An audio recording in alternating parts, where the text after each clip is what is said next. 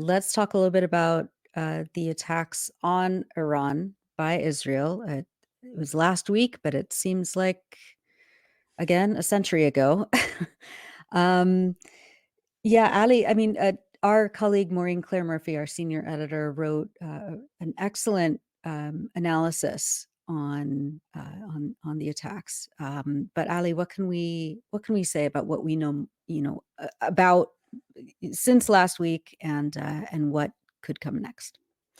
Yeah, Maureen did a tremendous job with this analysis. It's really broad ranging, and I helped a little bit with some of the background on uh, addressing the Israeli and American claims that Hmm. were leaked to friendly media, particularly Axios.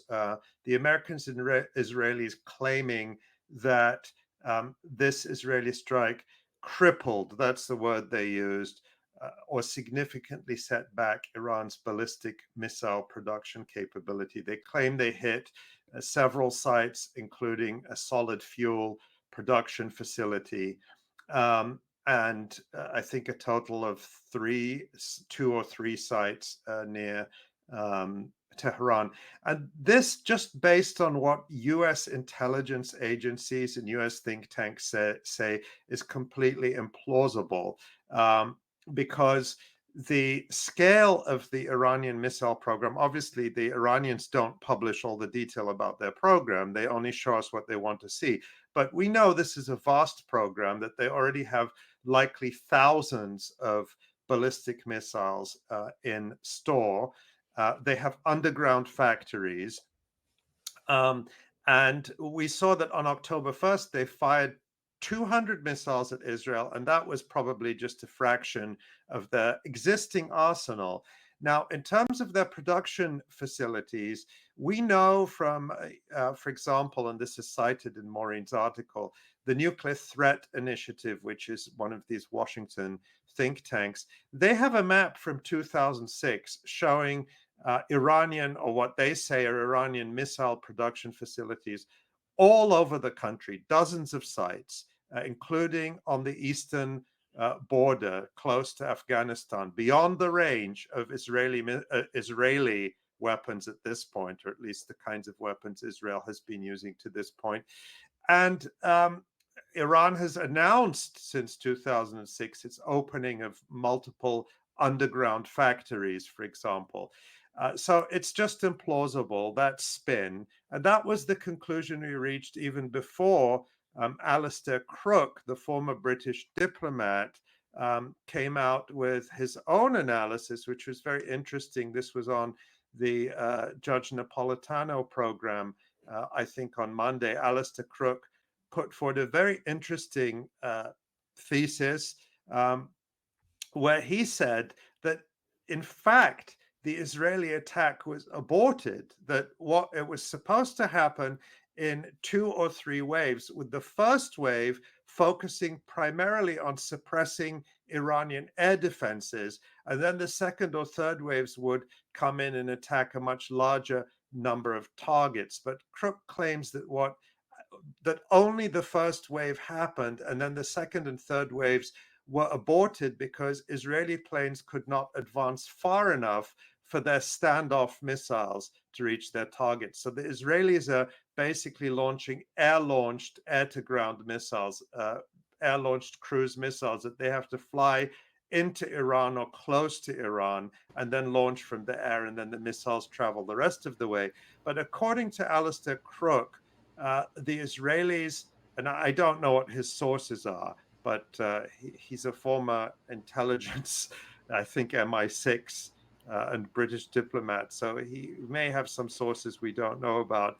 But he claims that the Israelis encountered a previously unknown air defense system that uh, prompted them to call off the subsequent waves of the attack, and then just to declare victory, Hmm. because to admit defeat would be a strategic catastrophe. What we do know is that Iran did buy.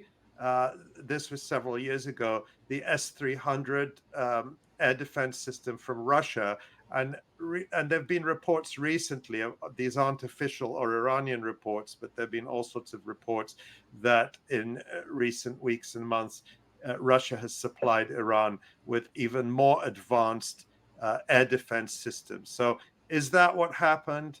I don't know. It's a very interesting theory, but my conservative or my and Maureen's conservative assessment, based on what we know from what the Americans have said all along about Iran's missile program and what the Americans are saying now and what the US mainstream media is reporting, is there is no way that this attack was any kind of significant blow to Iran's ballistic missile program.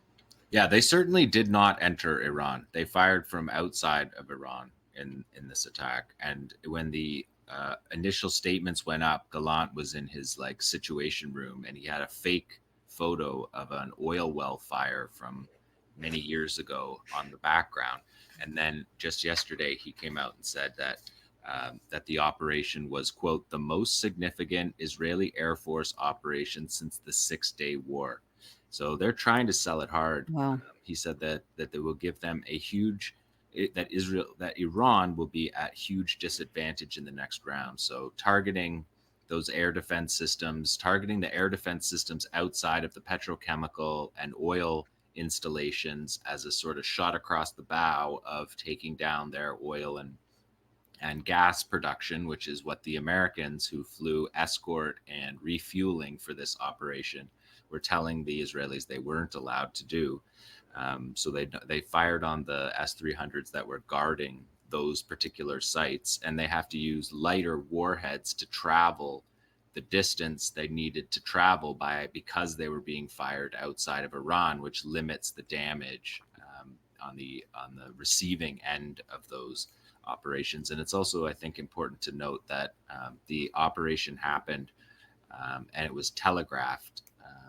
Blinken and the Israelis telegraphed to the Iranian regime the Iranian government that the attack was happening, and then Blinken got on a plane and flew home on Friday, and then the attack happened. So very careful, seems like very careful on the American side. Seems like after 13 months of no red lines, it sure looked to me like there was some red lines imposed on on Israel by the Americans in this few days before an election time.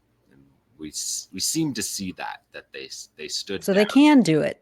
They can, right. obviously can do it, and did in this case, because for Israel to strike those petrochemical and oil facilities is to have Iran respond by targeting similar installations would set the world in would set a market run right on the eve of the election, and the Americans were simply not having that. And we watched the lead up to this operation by having Americans deploying whole strike fighter groups to the area to escort, to refuel, to do things that Israel can't do for itself, and to prevent them from entering Iranian airspace where they could go down and be captured and create all kinds of secondary problems. So they took pot shots from outside the border after traveling across a familiar route over Jordan and Iraq. Well, we will be, of course, watching what happens next. Iran has already said that they're going to retaliate. Well, they've been unclear about that, I have to say. Yeah.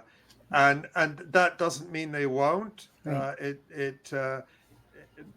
They may want to leave Israel guessing, but also I think that this attack was relatively minor. They probably learned a lot from it, and so they may not be in a hurry. They may be keeping their powder dry, but we don't know. The leader of the Islamic Revolution, Ayatollah Ali Khamenei, was